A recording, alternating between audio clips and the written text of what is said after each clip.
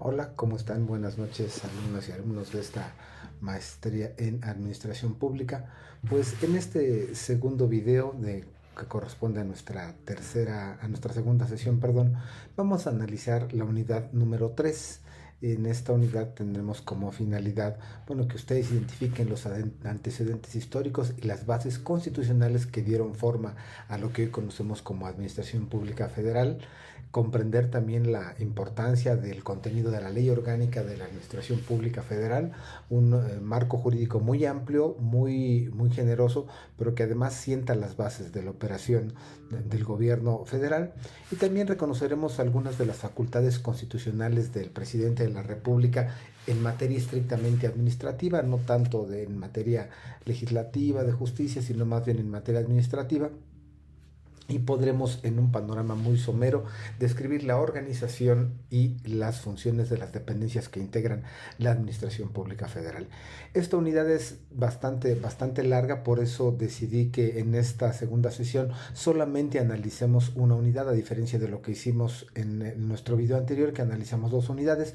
Vámonos esta vez solo con la unidad 3 y en nuestra última sesión analizaremos las unidades 4 y 5 de nuestro programa de estudios, por lo que, bueno, pues les agradezco de antemano su comprensión y la atención que le brinden a este video.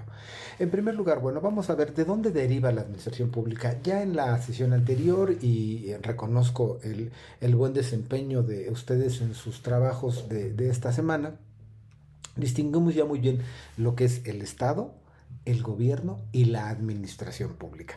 En esa tesitura, bueno, entender que el modelo administrativo que tenemos hoy para el gobierno federal en México tiene antecedentes desde la Constitución de Cádiz de 1824, pero vamos a concentrarnos ya en lo que son las constituciones propiamente mexicanas, empezando por la de 1857. En este documento, en esta Carta Magna derivada de la lucha de reforma, ya se reconoce por primera vez una estructura administrativa clara para el gobierno federal y la administración pública. Ya hay en esta Constitución la idea de una responsabilidad para aquellos que desempeñen funciones en el servicio público. Es decir, ya se establece el concepto de servidor público como integrante o como personificación del Estado y del gobierno. Es decir, ya se definen jueces, se definen diputados, se define el presidente de la República, los miembros de la Suprema Corte de Justicia de la Nación, en fin, ya en esa Constitución se sientan las primeras bases.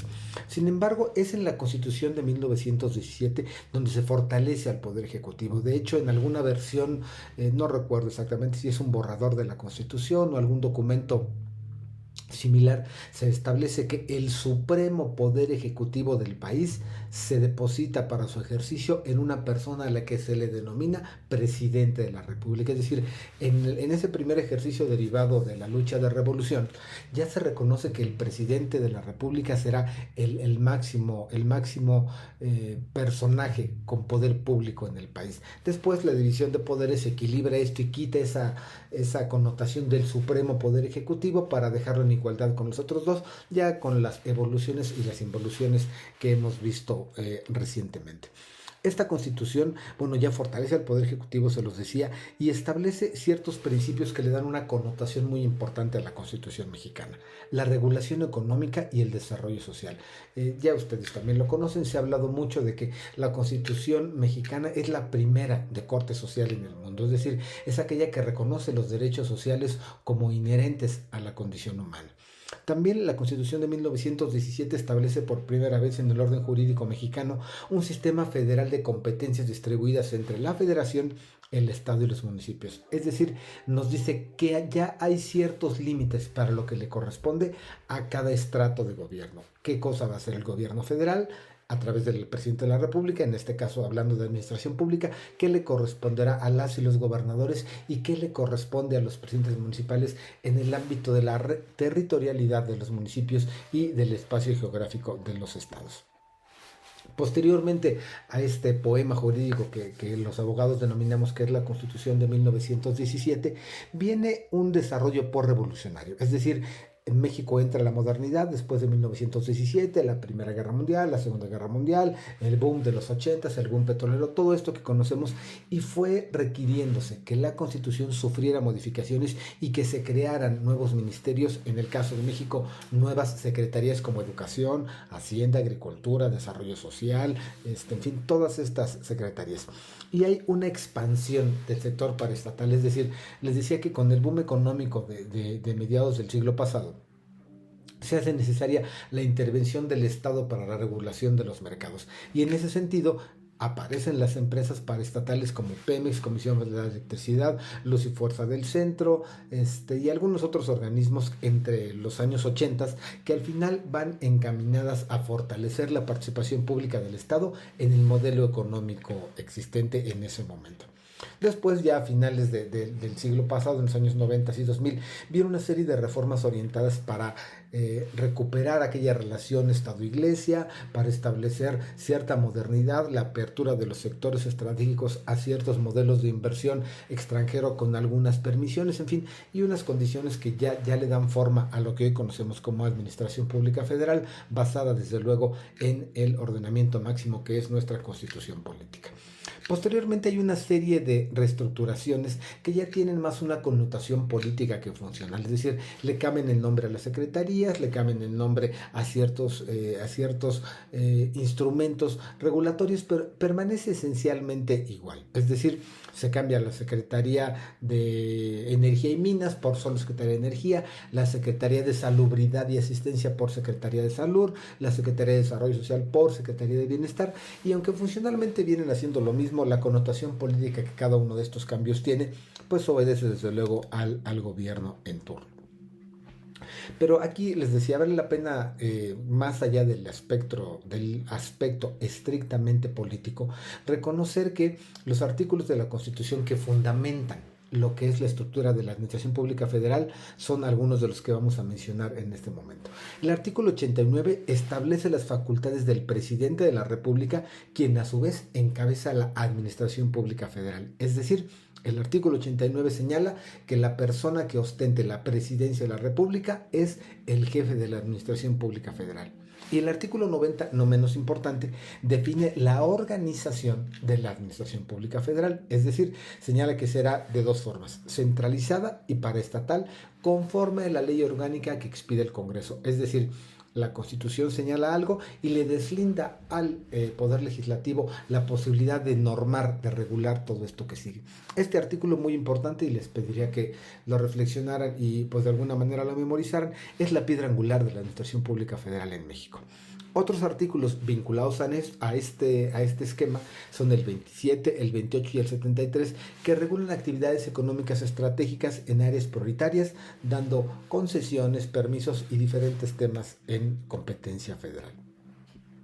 Si partimos y recordamos, para los que son abogados y para quienes están ya inmiscuidos en este esquema de la administración pública, en su maestría en administración pública, recordemos la pirámide de Kelsen, es decir, esa teoría que vigente por muchos años señala que en la cúspide de todo ordenamiento jurídico está la Constitución, después las leyes y tratados internacionales de carácter federal, y así sucesivamente hasta llegar a los reglamentos municipales, que están en una base de una pirámide pero con menor jerarquía. ¿Cómo funciona esto en la Administración Pública Federal? Y es algo que vamos a analizar en nuestra siguiente sesión cuando hablemos de la Administración Pública Estatal y de la Administración Pública Municipal. Pero en este caso en particular, ya vimos, el artículo 90 de la Constitución es lo máximo, lo que está establecido como cúspide en esta pirámide kelseniana para la regulación de la operación de la Administración Pública Federal. Y después hay una serie de leyes en un segundo escalón, entre las que encontramos en primer lugar la Ley Orgánica de la Administración Pública Federal, la Ley de Entidades Paraestatales, la Ley Federal de Responsabilidades Administrativas, la Ley Federal de Procedimiento Administrativo, la Ley de Planeación, las leyes de mejora regulatoria, la Ley del Servicio Profesional de Carrera aplicable solo a algunas áreas, en fin. Todo esto establece un conjunto normativo que da atribuciones, procedimientos y controles para el funcionamiento de la Administración Pública Federal. Si nos vamos en orden de importancia, les decía, después del artículo constitucional, lo más importante es la Ley Orgánica de la Administración Pública. ¿Qué contiene? Bueno, define el carácter centralizado, les decía, que viene desde la Constitución y paraestatal de la Administración Pública Federal. Establece cuáles son las secretarías de Estado y cuáles son las competencias de cada una de ellas. También regula la figura del jefe del Ejecutivo y sus auxiliares, como la Consejería Jurídica, la Coordinación de Comunicación Social, y algunas otras que están vinculadas en este esquema. Acabamos de ver recientemente un nombramiento de quien se venía desempeñando como consejera jurídica de la Presidencia de la República y se mueve a otro órgano, en este caso un órgano autónomo, como debe ser la Fiscalía General de la República. También describe esta ley orgánica las facultades generales de cada secretaría, es decir, le da a cada una de las unidades administrativas en que se ha dividido este enorme leviatán que es la administración pública, se los divide y les asigna funciones específicas. Determina también, bajo un esquema de génesis legal y de génesis administrativa, cómo se crean, se modifican o se extinguen en su caso las dependencias, y reconoce algo que es muy importante, una suerte como de satélite, si me permiten la expresión, como un chipote que tienen ahí las secretarías, que son los órganos desconcentrados y los órganos descentralizados, y cómo estos están vinculados con las diferentes secretarías en función de la materia que atienden. ¿Cuáles son los principios bajo los cuales se creó esta ley orgánica de la Administración Pública Federal y que son, digamos, el eje orientador para el establecimiento de esta normatividad? En primer lugar, la competencia, es decir, establece funciones claras para cada dependencia. En segundo lugar, la jerarquía, la subordinación administrativa al presidente de la República. La coordinación, ya hay muchas cosas que requieren coordinación porque ciertos actos de la sociedad, de la naturaleza, del movimiento jurídico, social o administrativo, conllevan implicaciones en varias secretarías. Bueno, la ley orgánica de la Administración Pública Federal establece la coordinación y la colaboración entre secretarías para evitar duplicidades y para evitar también conflictos de interés. También la desconcentración, les decía, esta figura muy interesante en México que permite que ciertos órganos especializados hagan algunas cosas que requieren un expertise técnico. Y además, algo que ha entrado en desuso y ahora, bueno, es además vapuleado por el gobierno actual, la rendición de cuentas y la transparencia. Es decir, también esta ley orgánica señala que es una obligación informar y actuar conforme a la ley, pero además permitir que la sociedad tenga acceso a los mecanismos necesarios para poder validar esta información que se está proporcionando.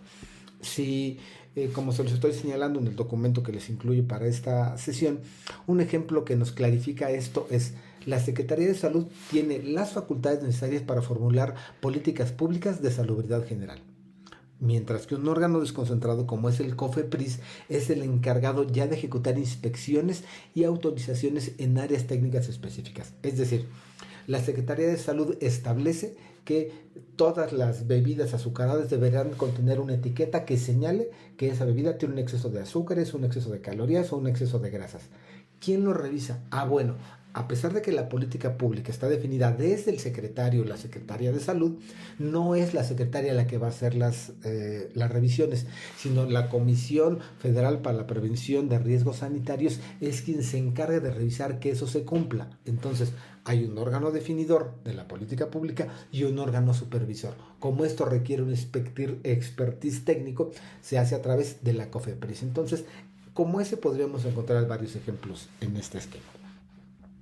Vamos a la siguiente parte, que son las facultades del presidente de la República. Como lo señala el artículo 89 y 90 de la Constitución, el presidente de la República es el jefe, es el superior, digamos, de la Administración Pública Federal, de acuerdo al artículo 89. Decía, ¿y qué facultades le dan? Es decir, ¿de qué me sirve ser el jefe de la Administración Pública Federal? En primer lugar, para hacer los nombramientos. Es decir, como presidente, como presidenta de la República, tengo la posibilidad de designar y remover libremente a los secretarios de Estado.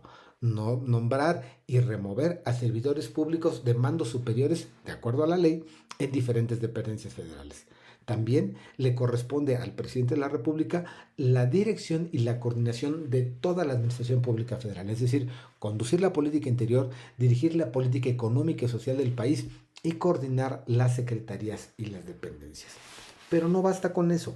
Para que la Administración Pública Federal funcione, requiere de una serie de entramado legal que va más allá de lo que puede plasmarse en una ley. Es decir, la ley orgánica de la Administración Pública Federal establece todo para todas las dependencias, pero cada una de las dependencias tiene a su vez necesidad de tener un marco de funcionamiento que establezca hasta dónde van a llegar. Esto es una facultad del presidente de la República a través de la facultad reglamentaria que le permite expedir reglamentos de aquellas leyes que ya expidió el Congreso. Y además, cuando es necesaria una intervención directa, puede emitir decretos, acuerdos y disposiciones administrativas que regulen la operación de la Administración Pública Federal. Por si esto fuera poco y para que podamos dimensionar la importancia que tiene ser el titular del Ejecutivo Federal en México, le corresponde además la administración de los bienes y los recursos federales, es decir, supervisa el patrimonio de la nación mediante la asignación de funcionarios específicos para ello y además es el responsable de controlar la administración de áreas estratégicas como la energía, los recursos naturales, telecomunicaciones, el petróleo, un montón de cosas. Y bien, también vale la pena, señalar que hay otra facultad que tiene que ver con la Administración Pública Federal y con las facultades del presidente de la República, que es la conducción de la política exterior. Si bien esto tiene muchas implicaciones, las funciones administrativas que ejecutan otras secretarías y que están divididas en relaciones exteriores, en gobernación, en otras secretarías, tiene que ver también con la capacidad que tiene el presidente de la República. Hasta aquí, hemos visto cómo funciona y por qué tiene facultades el presidente, pero también tiene limitaciones. Es decir, siendo presidente de la República, ¿puedo hacer lo que yo quiera? No. Aunque aún en la realidad pareciera que sí, la verdad es que no. Por eso hay tanta esa disonancia informativa entre lo que se dice y lo que se hace. Porque las facultades para el presidente de la República están muy claras. En la Constitución, en las leyes que emite el Congreso, en la división de poderes, en un supraorden denominado derechos humanos, que además es una cuestión global, internacional, y los principios de legalidad y motivación. Es decir, la concentración excesiva de poder que tiene el presidente de la República en México siempre va en la orilla de la tentación de los abusos al concentrar excesivamente el poder. Es lo que tanto se ha criticado de esta administración y de la anterior, en donde el presidente de la República tiene secuestrado al Ejecutivo, secuestrado al Legislativo y ahora secuestrado al Poder Judicial, y todos hacen no lo que políticamente sea adecuado, lo que administrativamente se pueda o lo que legalmente sea lo que ordena la ley, sino más bien lo que la ideología de una persona transmite, y ese es un error garrafal y que pone en severo riesgo el Estado de Derecho, no solo en México, sino en cualquier país. Vamos a ver que con estas grandes facultades y estas,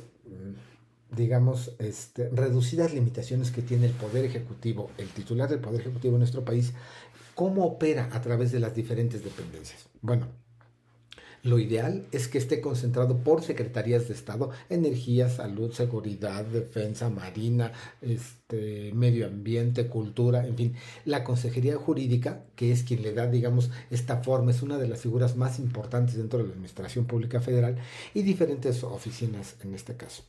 Si nosotros revisamos hoy la Ley Orgánica de la Administración Pública Federal, vamos a encontrar que existe la Secretaría de Gobernación como una supersecretaría, con cierto predominio de jerarquía y de coordinación sobre las otras: relaciones exteriores, defensa nacional, marina, seguridad, hacienda, bienestar, medio ambiente, energía, economía, agricultura, infraestructura, educación, salud, trabajo, cultura, turismo, función pública, desarrollo agrario.